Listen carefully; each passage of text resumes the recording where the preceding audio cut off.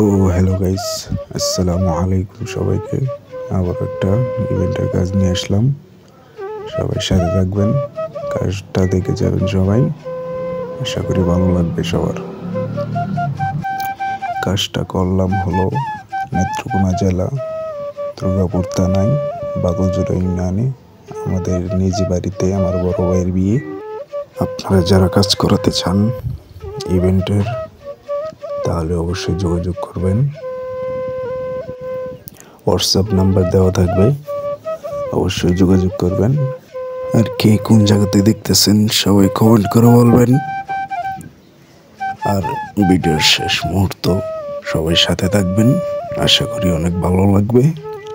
সবাইকে আসসালামু আলাইকুম, সাথে থাকেন, ভিডিওটা দেখেন।